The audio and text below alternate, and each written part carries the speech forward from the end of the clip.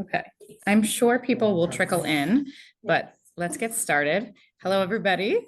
Thanks for coming. I know people are going to trickle in, but my name is Jody Rachins, and I'm the Director of Disability Services, and I'm excited to have us here for the second annual UML Stories of Disability. And this is something that has been a wonderful event, and we're excited to have a new group of panelists this year. And there are lots of folks online, so we have kind of a mixed presence. So we're going to do our best to capture everybody. Just want to tell you a little bit about this event. So why do we tell stories? I took this from poet Amanda Gorman. For millenniums, humans have told stories to connect, relate, and weave imaginative truths that enable us to see one another more clearly with compassion and courage. Finding empathy is a difficult challenge, but also the most human of the reasons we tell stories.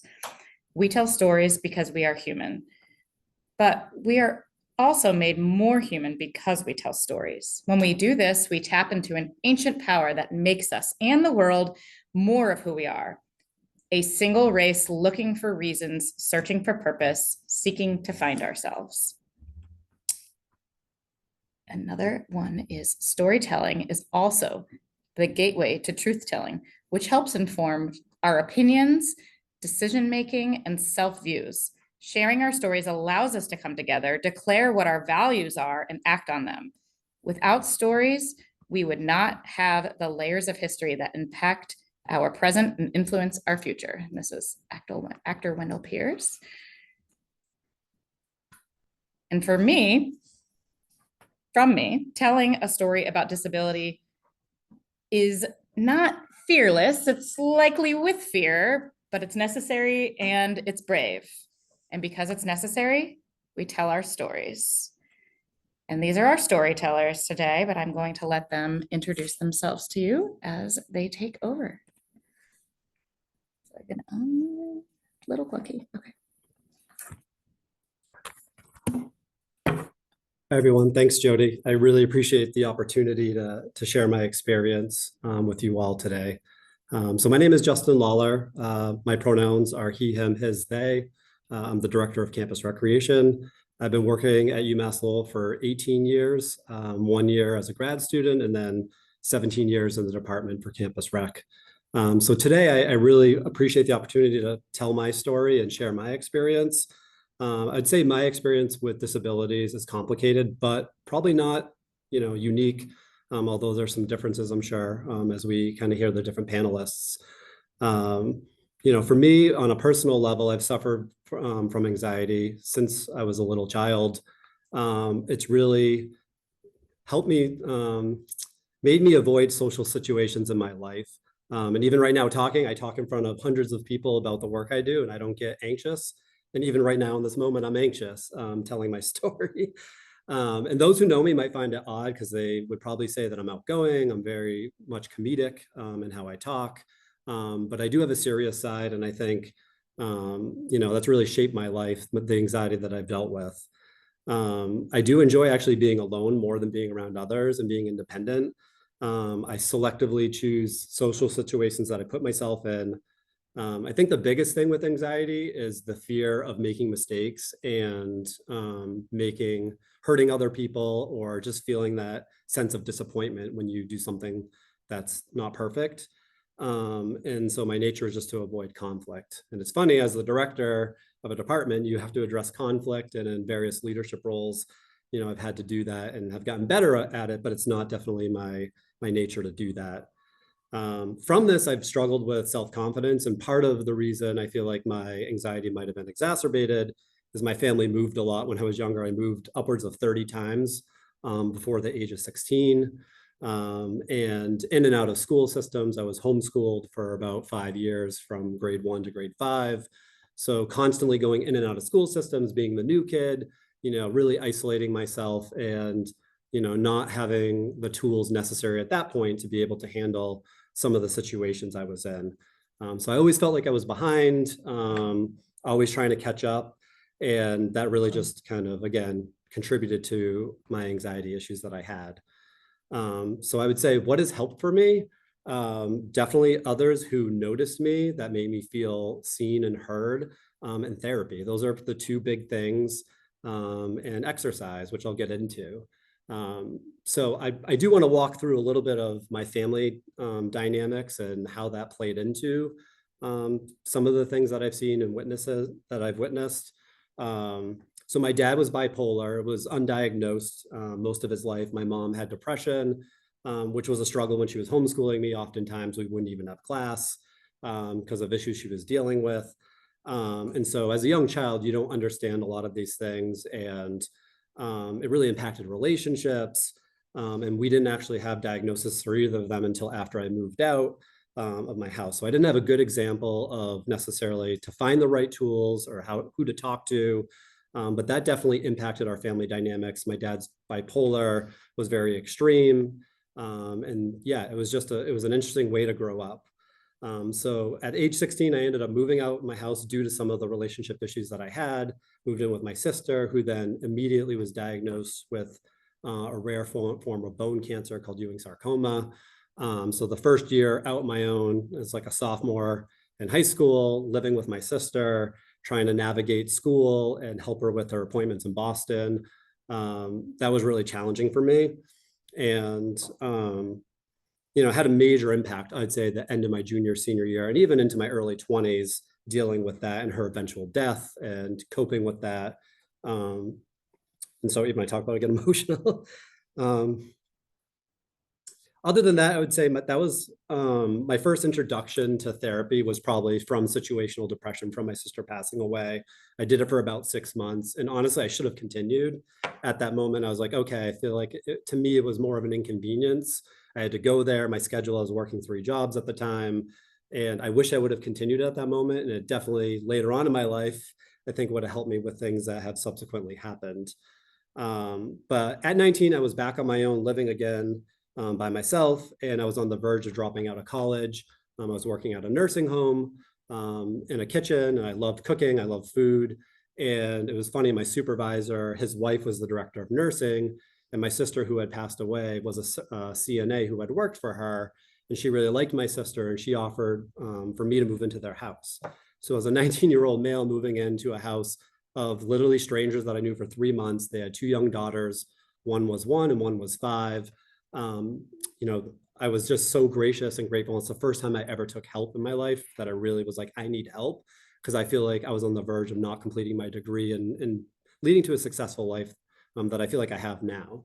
Through that process, living with that family, the 1-year-old was diagnosed with autism, and she was nonverbal until 4. I lived with that family for 7 years to get through college and helped me really get my life back on track.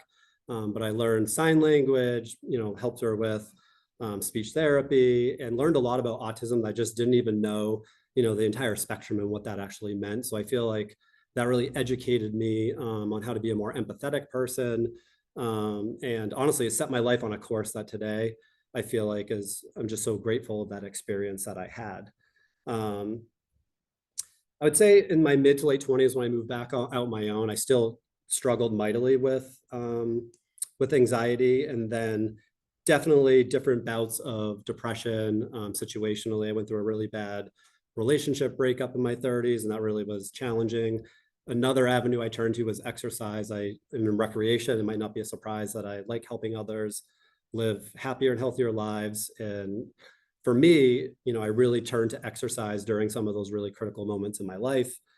Somewhat unhealthy at a certain point when I was really struggling, but it subsequently turned around in a positive way.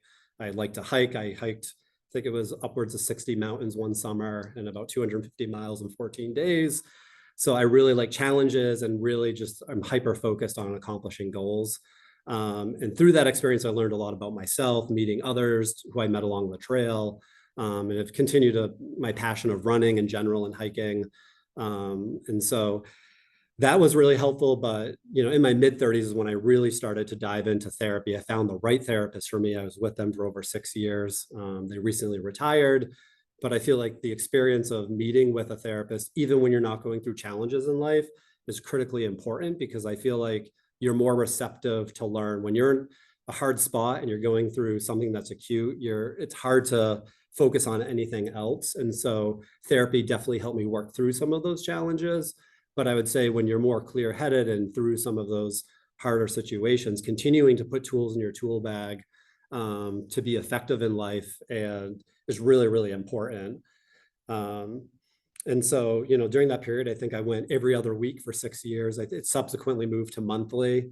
And then recently, again, my therapist retired, which I was really sad. So I'm on the hunt for a new therapist. And I openly talk about it, where I feel like I grew up in the 80s. That wasn't something we talked about at all.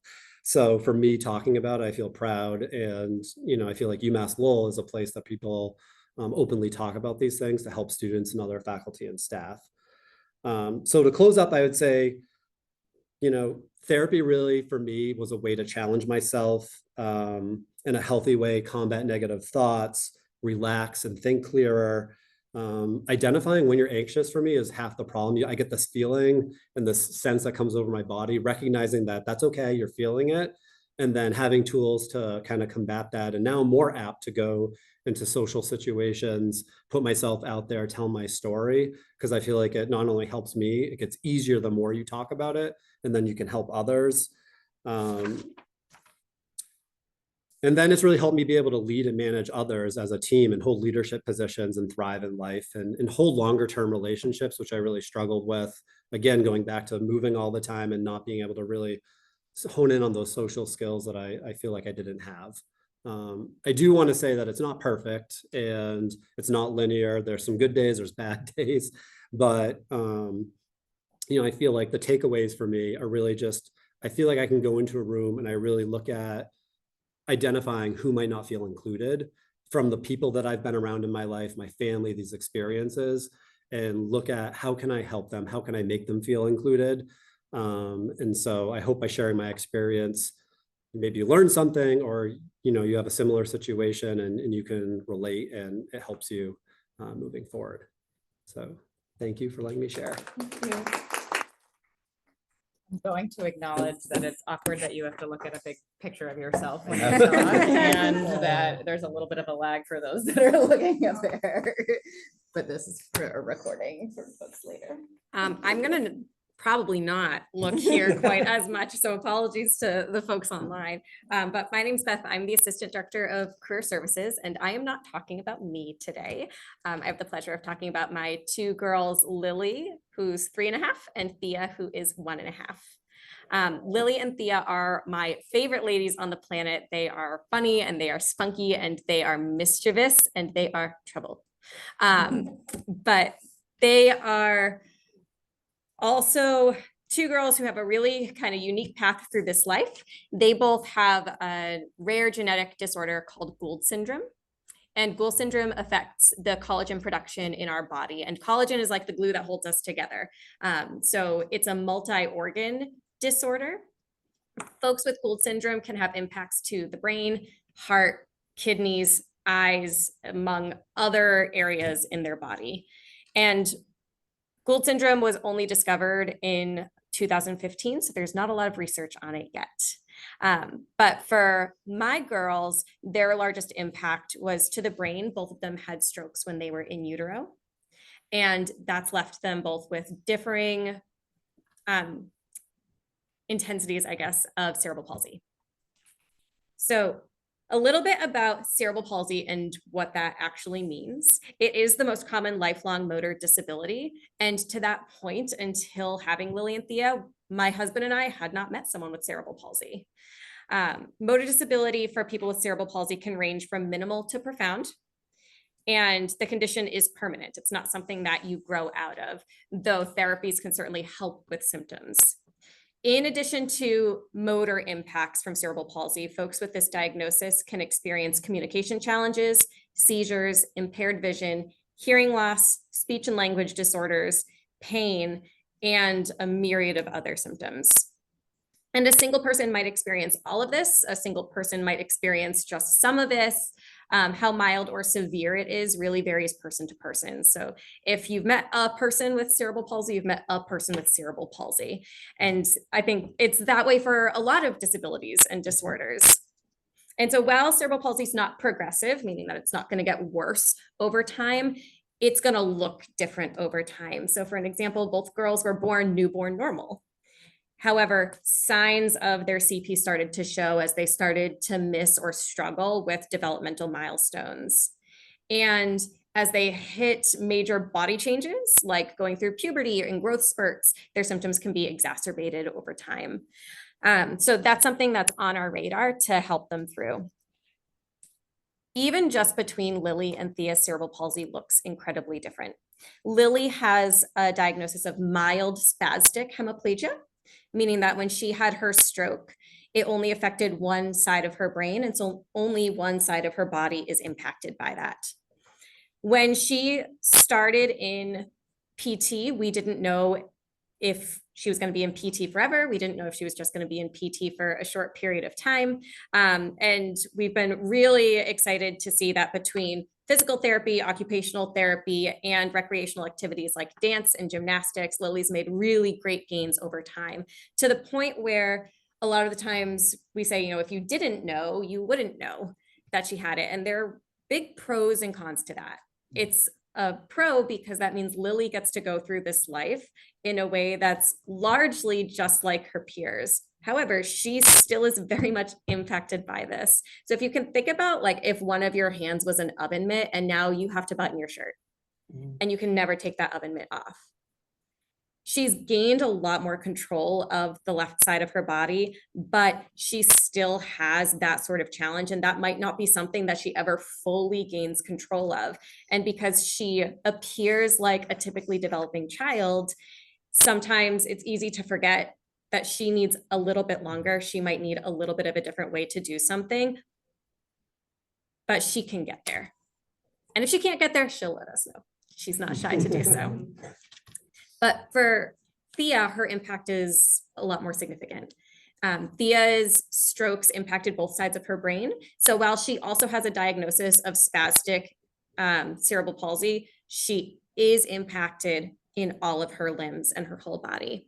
So because we knew about Thea's strokes when I was still pregnant, we were able to be really proactive about getting her care. So she started physical therapy when she was just 4 weeks old, and we added on occupational therapy and speech therapy when those became appropriate.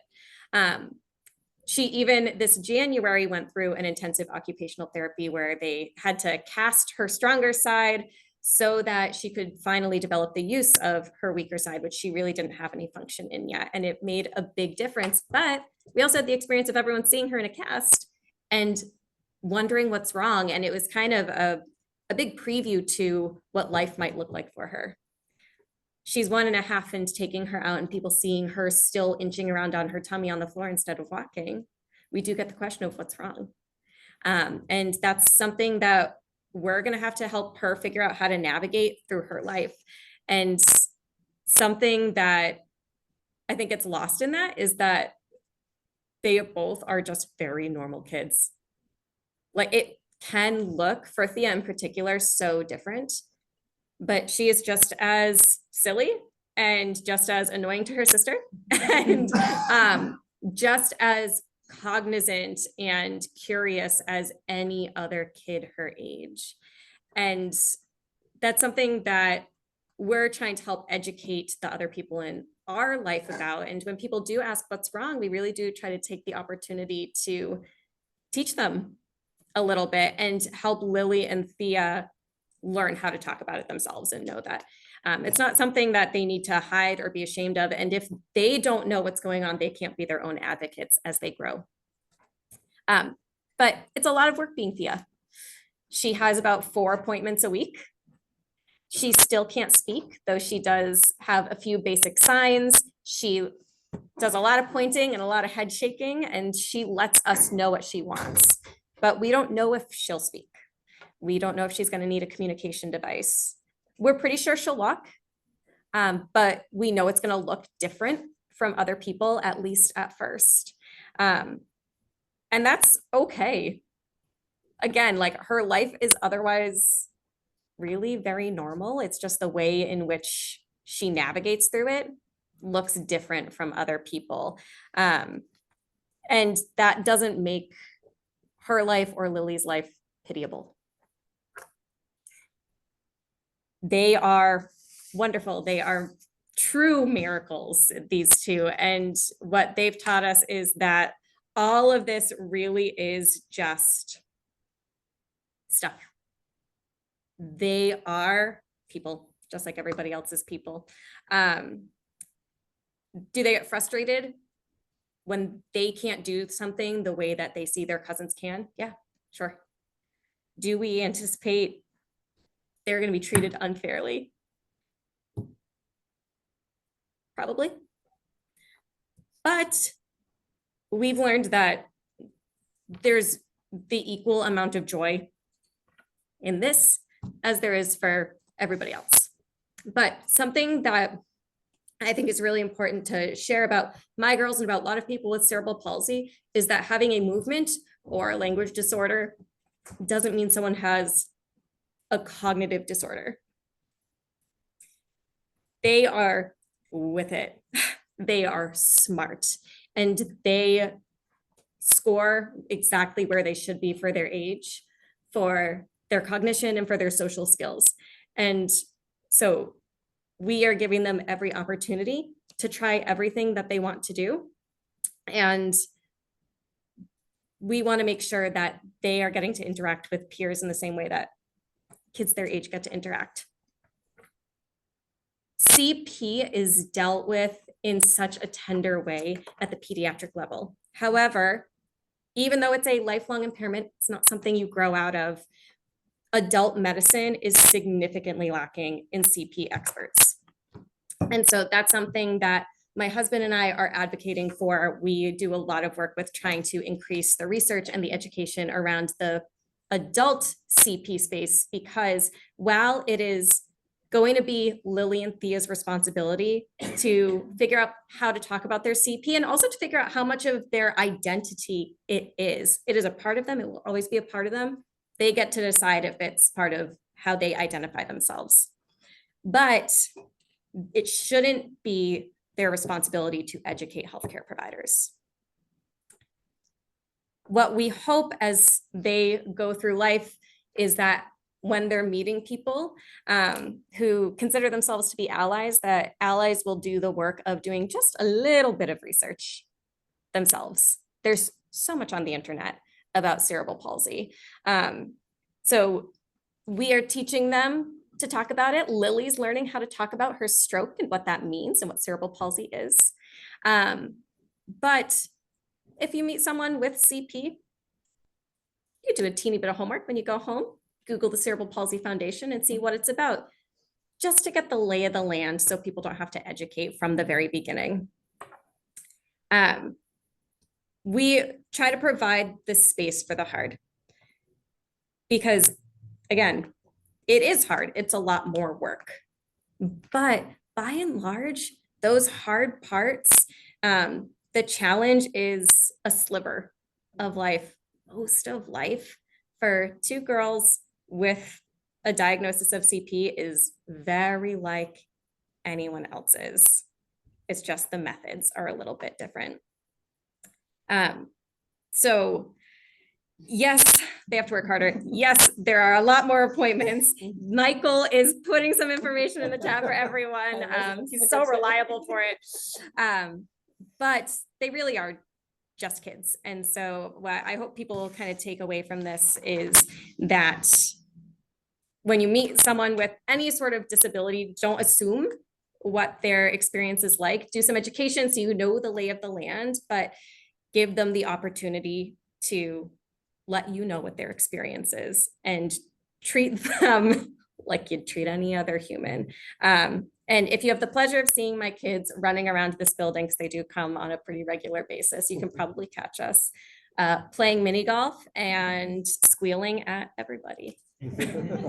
So thank you all for your time. Thanks for learning about them. And yeah, I'm gonna pass the computer along. Righty. Hi, everyone. My name is Phoenix. I am, my pronouns are they, it. I am a clinical psych major and a creative writing major, and I'm the LGBTQ peer leader in the Office of Multicultural Affairs. So I have a little bit of a different story, mostly because I have multiple disorders. So when I grew up, my mother was, she had a gastric bypass surgery, and most most of the patients that the surgeon had dealt with had passed away. So my mother was left with barely any function at all. She was kind of like just a ghost in my presence a lot of the time. And that sort of led me to be taking care of my grandparents, who were not the best people. And that resulted in PTSD from a really early on place in life. And I also grew up always knowing that I had ADHD. So in my little hometown, we sort of we were the town that sort of pretended to be perfect. People with disabilities weren't treated as fairly as the rest. So I grew up having barely any support in those school settings that I was in until about second grade, where I moved away from my grandparents with my mom, and she was trying her best to be a single mother and support her children. But during that time, I had a lot of behavioral issues that were not being treated very well. So I was physically fighting people. I was not the kindest human being. And so they changed what my class looked like.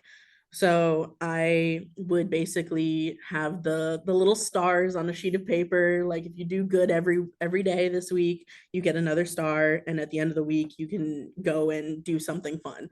My fun thing was usually playing with the little foods with the assistant principal of the school.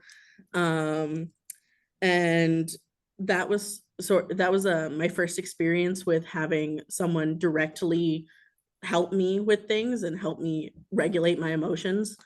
But halfway through the year, we ended up moving because I was getting severely bullied, and so was my brother. My brother had pretty severe autism, did not was nonverbal till about 3 years old. He was also deaf in the beginning because of the fluid in his ears. So I basically went to all of his classes as well. I was just trying to be an amazing sister, I guess. But then as time went on, my mother started to gain her memory back. She lost about my ages 7 to 14 years of memory. And she didn't remember any of my milestones, didn't remember barely anything about me. So that created sort of a disconnect.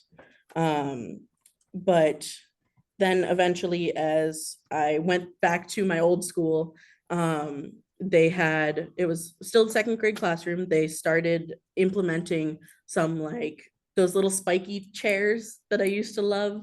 And they started actually caring about how I was not succeeding. And they started pulling me out of class. They started trying to give me speech therapy, occupational therapy, and that really helped. And then moving on to high school, I went to a tech school. I graduated from the nursing assistant program. It was a very toxic environment. It was detrimental to both my physical and mental health. It got to the point where I was having panic attacks every day, at least 5 times a day. And I would end up leaving class. I had on my IEP, I had permissions to text my therapist whenever I needed, and to leave class whenever I needed. But the teachers they seemed to not care. They just kind of ignored my IEP, and that sort of brought me to the point where I needed to stick up for myself. So I got used to being like, hey, I need extra help. And eventually I was in my math class, and suddenly I started to feel an intense pain in my lower back. And it got to the point where I could barely move without significant pain. So I was dismissed. I stayed on the couch for 2 days. And my mother, who is a nurse, was helping me. But when I went back to school, I realized that things needed to change. So I communicated with my professors, my teachers, and told them, hey, there's something going on with my back. I don't know what it is, but I'm gonna need like a place where I can just stand in the back or sit down and alternate between those two. So luckily they were kind enough to give me that. I started walking with my cane, not very often, mostly because I was sort of ashamed to be using it because my disability is invisible. People would look at me and be like, oh, you're walking with a cane for this reason. But so I ended up going through that, and then I decided that I was going to talk about it with my doctor. I went in, we had a regular physical. They figured out that it wasn't sciatica, but they just gave me the diagnosis of chronic pain. And they said, it's probably because of your weight. So you need to lose at least 10 pounds and go from there. I went on a diet, all vegetarian, for 6 months, and it did nothing. I was still in the same amount of pain that I was in the beginning.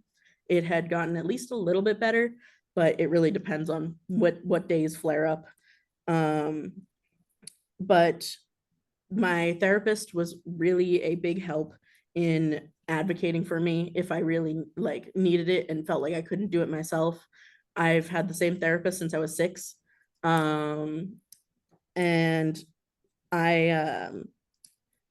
she diagnosed me with depression and anxiety.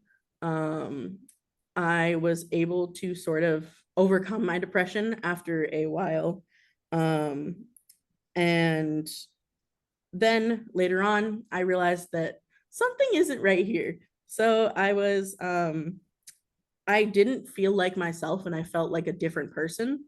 And I was writing out little phrases that just said like, hi, I'm this name. Hi, I'm this name. And they all looked like different writing. So what I have is called OSDD, otherwise specified personality disorder. Otherwise specified dissociative disorder. It's a subcategory of DID, which is dissociative identity disorder, which means I have multiple different identities in my head. Right now we're at 65. So that became a big struggle as I was switching throughout people throughout the day. Luckily, we have the type where we can remember separate bodily experiences. But that really became hard as I was navigating communicating that. And my family was kind of just like, you definitely don't have that. And at that point, I really wanted to figure out what was going on in my brain. So I talked to my therapist about it, and it took me 4 years to get the official diagnosis, because my therapist didn't feel comfortable. She didn't know enough on it. So I started sending her links to the professional websites that were about OSDD. And then through that, we were able to make a plan for me and try and see if I could manage, which luckily I have. Luckily, we don't switch as much anymore. But how this has affected me in college, I was lucky enough to figure out that I needed to contact disability services early. I felt like I didn't have the diagnosis that I would need to be able to get services, but I just saw the little chronic pain thing. I submitted it. I think I emailed Evelyn, and I was just like, hey, I don't know if this is like enough to have this sort of service. And lucky enough, they were so kind and helpful to me. And I was able to get a stationary desk and separate chair that really helps my flare-ups. But yeah, so that's the story.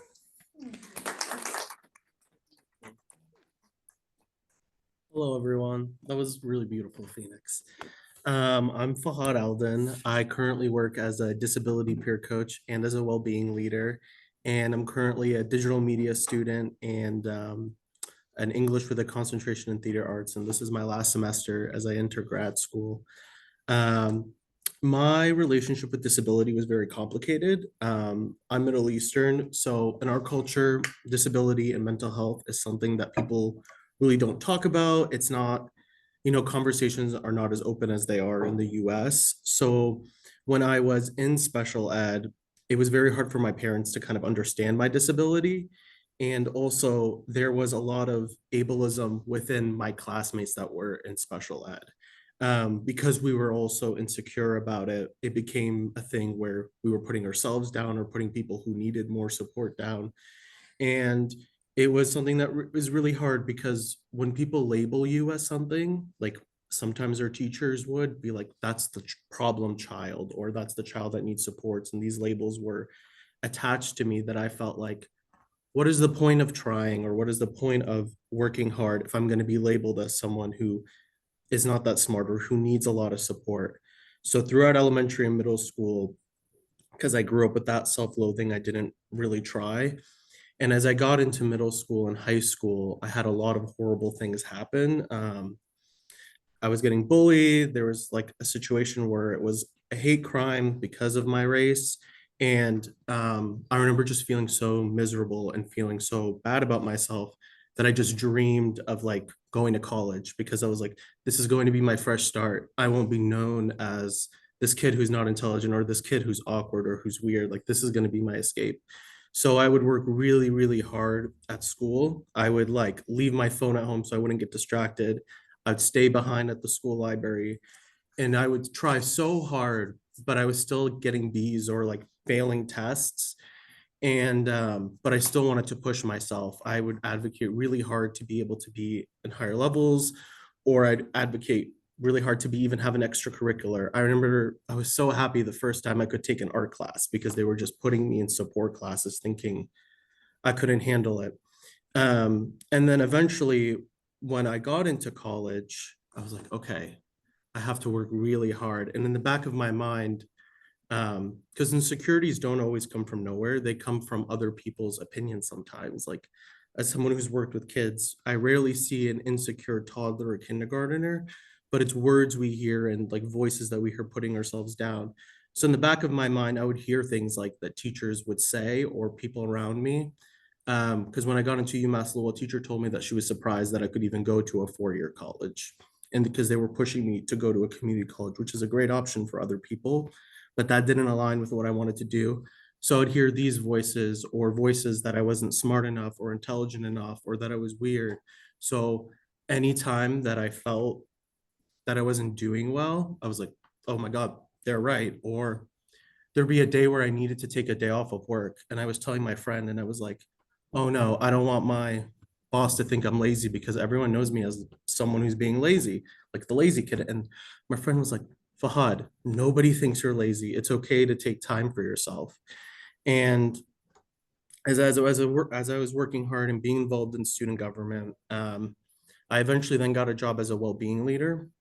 And I was having a lot of conversations with students where they were feeling so down about themselves, or they were putting themselves down.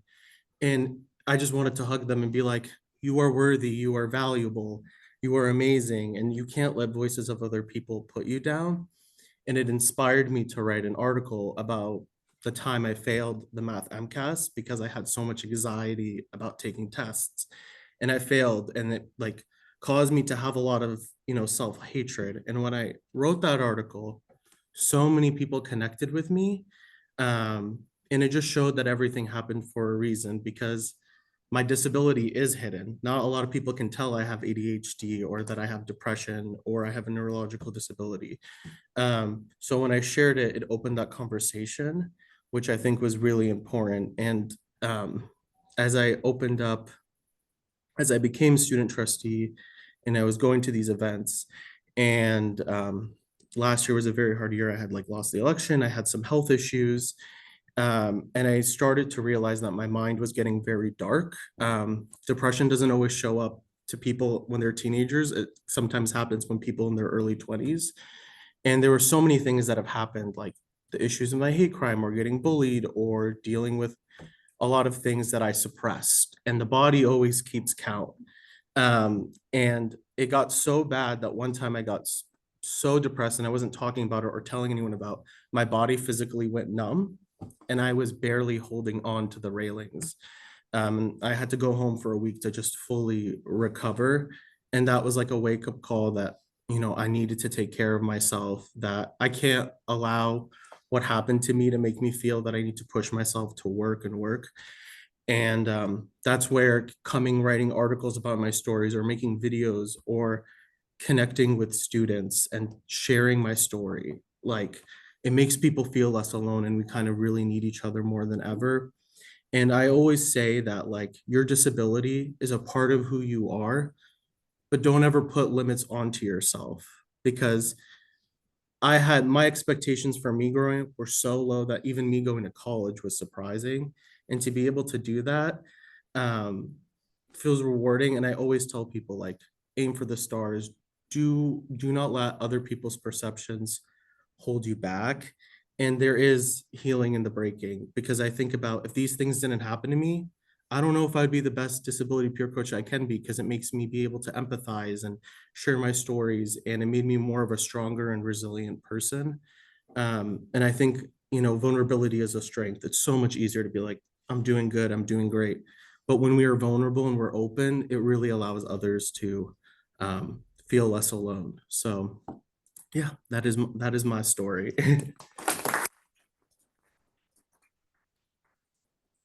Hi everyone, my name is Brian. I use he, him pronouns. I am an undergraduate admissions counselor here in our office upstairs. And my disability definitely centers around learning aspect of school. I grew up in Westchester County, New York. My parents, great people, I have an older brother as well. They always wanted me to value the Catholic education aspect of life.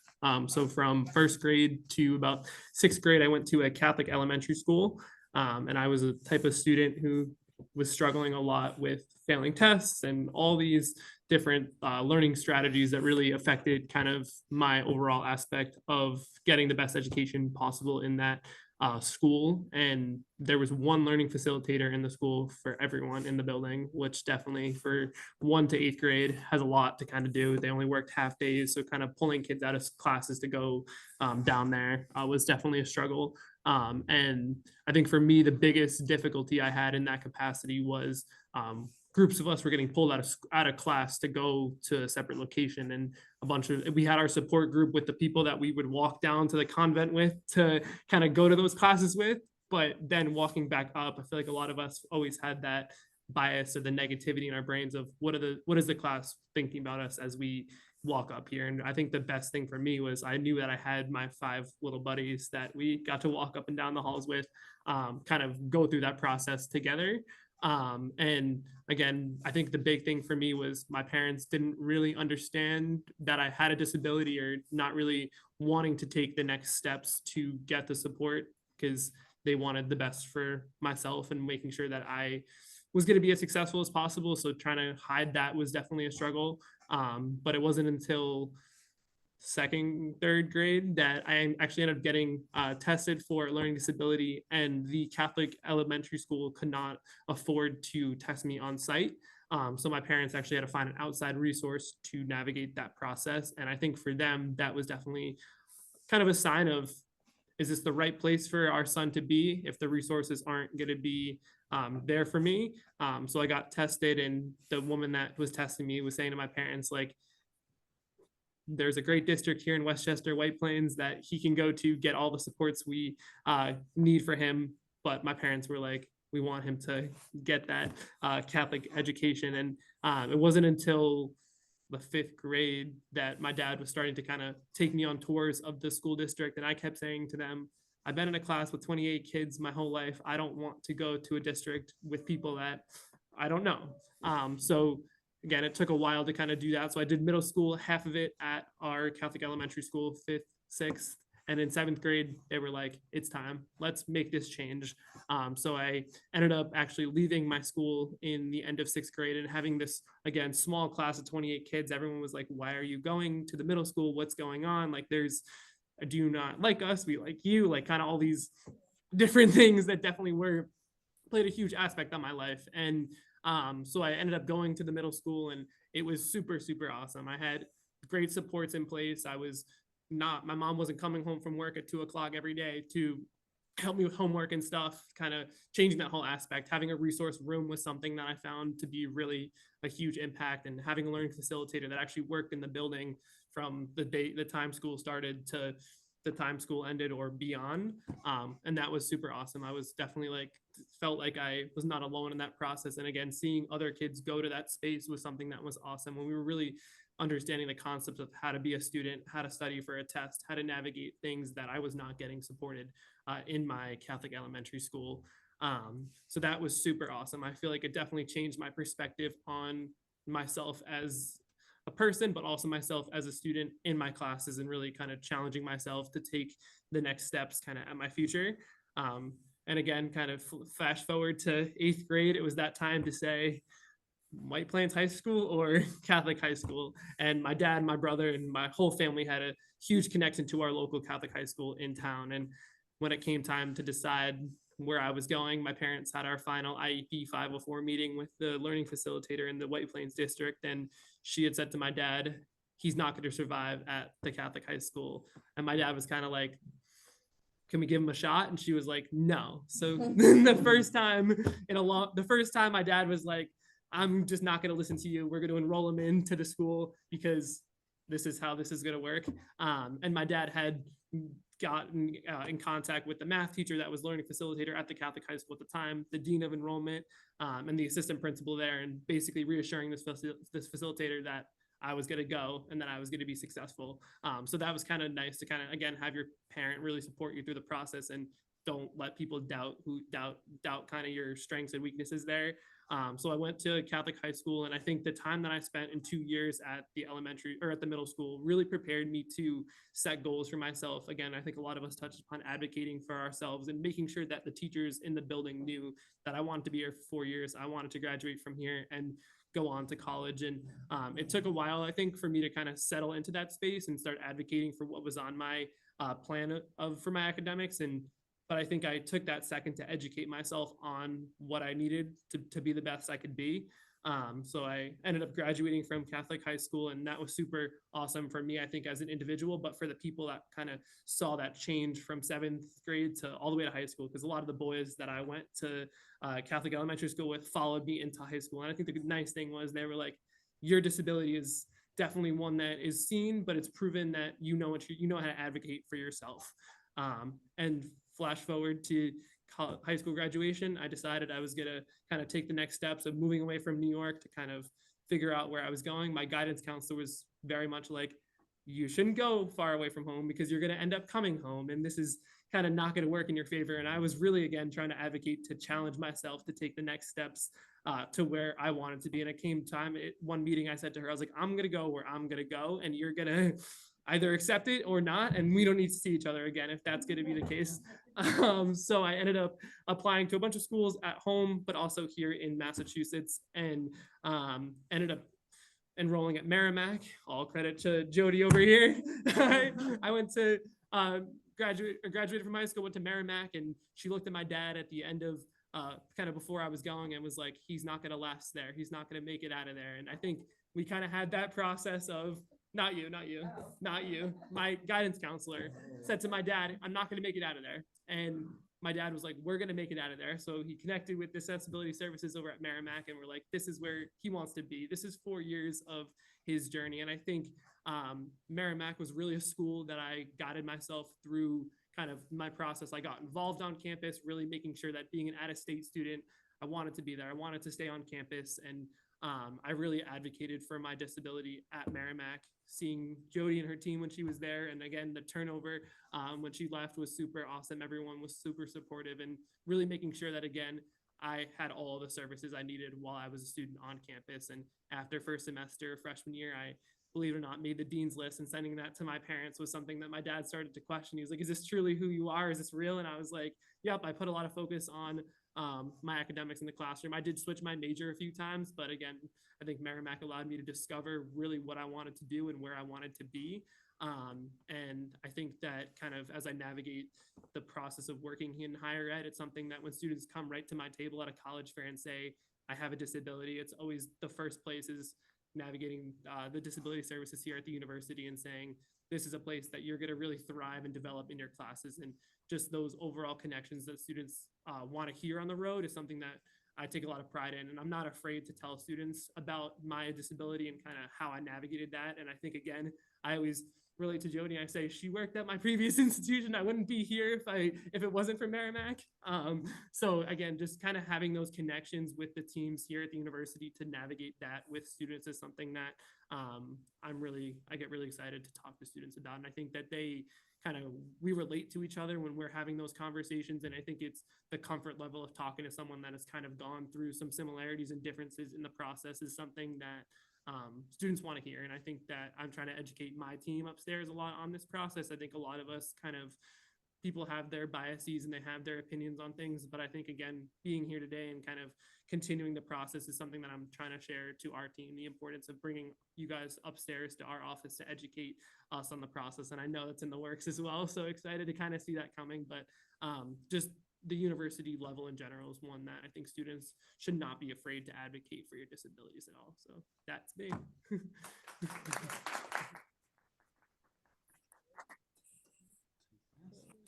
All right, so that was the last of our in-person panelists, and we have Kai joining us virtually. So Kai, you can go ahead and unmute yourself and. Yep, Hi, my name is Kai Sweetland. Let me just pull up my speech because I am going to read it. All right. Hi, my name is Kai Sweetland again. I wanted to start by thanking everyone who worked with me and offered me this opportunity. And secondly, I'd like to ask for your patience. I am currently receiving infusion treatments right this second, and I can become confused or I have adrenal dysfunction as well. So I can get all over the place sometimes. So I'm going to try to stay on track. But so I wanted to start talking about kind of the diagnoses I have now. We're still in the process of understanding exactly what's happening. My doctors are more focused on helping me feel better. And honestly, looking at the history, they all kind of come together and agree, but we need specialists to diagnose me with connective tissue disorders. But I have an autoimmune disease that attacks my body. I have dysautonomia, which is a dysfunction of the autonomic system, and I have POTS that we know of. And there is a suspected secondary autoimmune disorder that is affecting nerves, and I have nerve damage all over my body and my legs. So it can make it very difficult to get around and to sometimes communicate my needs. So with that little background, I only recently got this diagnosis. And so going through this process of getting sicker in middle school and high school was really difficult because when it's hard to explain of what's happening to yourself and when you don't even know what's happening to explain to other people when you don't know what's happening to yourself. And it was even harder to advocate for my needs when I didn't know what I needed. And then I did know what I needed. And then the new fight came where I tried to advocate for myself. And I had people who didn't believe I was really sick. Back in middle school, I went to my primary care and I got told that I was overweight and that I needed to lose at least 90 pounds and that would help all of my joint dislocations, my continuous fractures. I have broken many bones. And then communicating to my friends what was happening, why I could no longer go out and play soccer and why I couldn't go out and eat these foods anymore, and explain that as a young kid, I am struggling was so hard. And I honestly don't think I ever learned how to properly communicate that until senior year of high school. And as I got sicker, my mom, who has the same condition as me, helped me understand what was happening because she experienced the same situation. And I convinced myself when I got into high school and I was first facing these issues of, okay, I'm sick.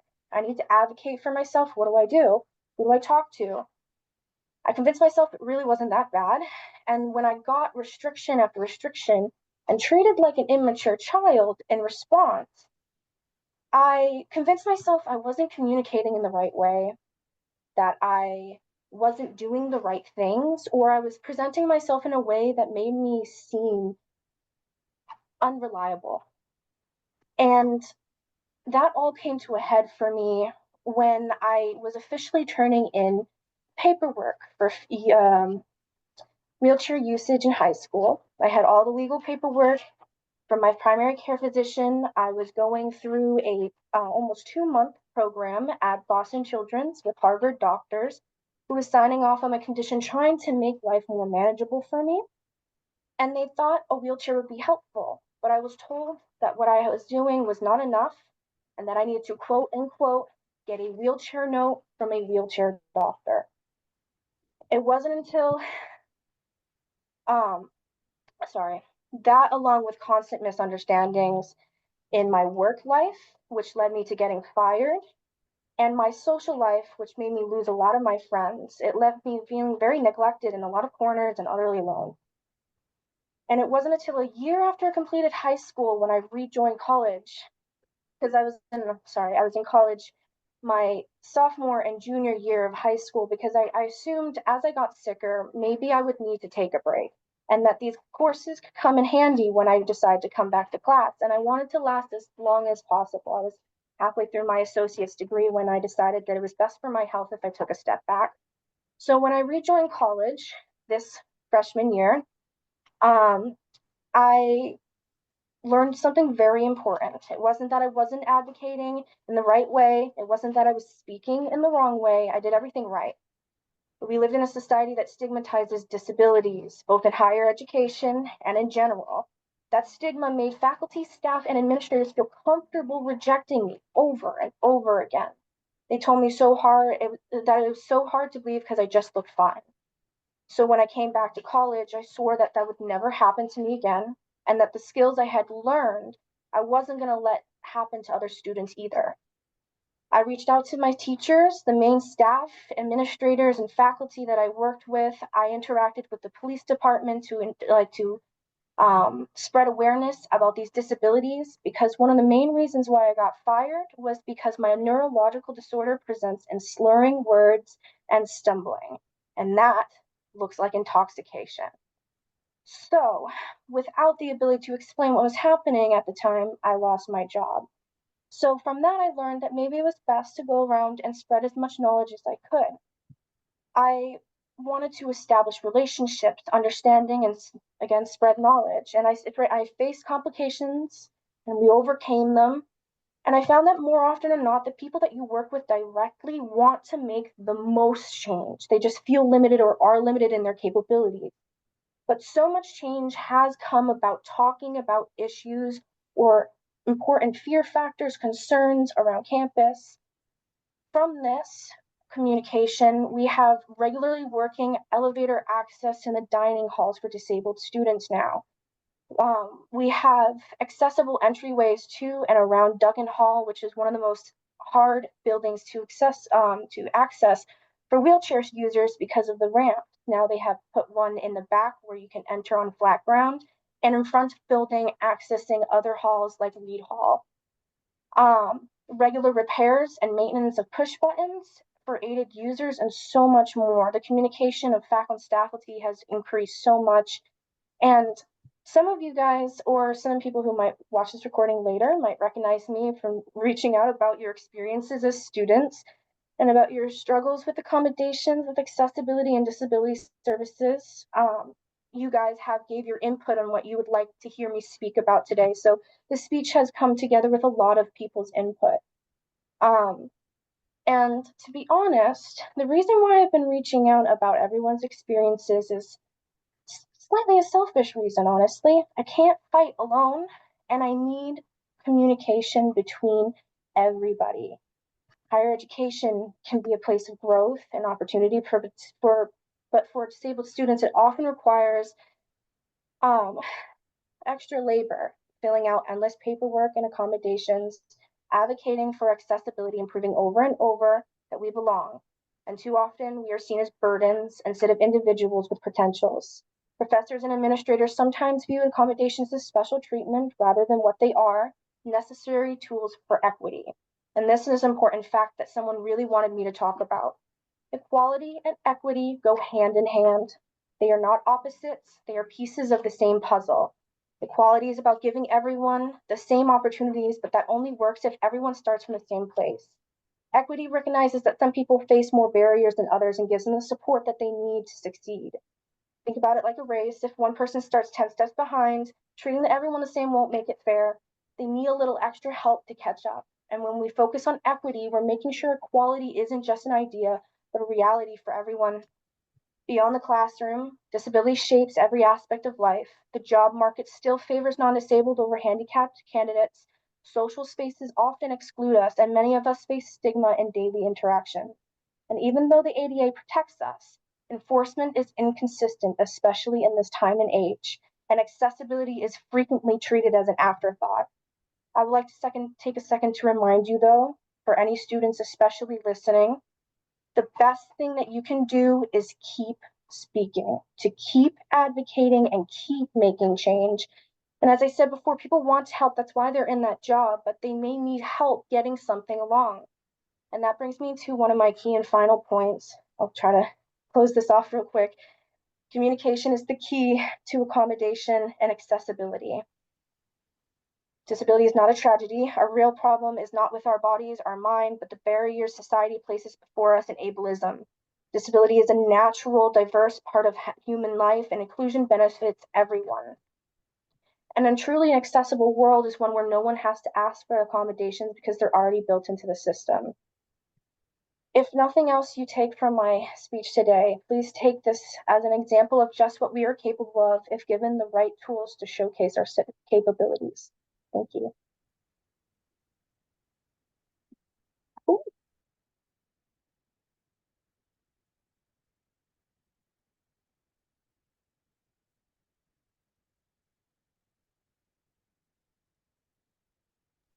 Thank you, everybody. Thank you to all of our panelists for being incredibly vulnerable and sharing your stories. We so appreciate it. Thank you for closing off our disability awareness.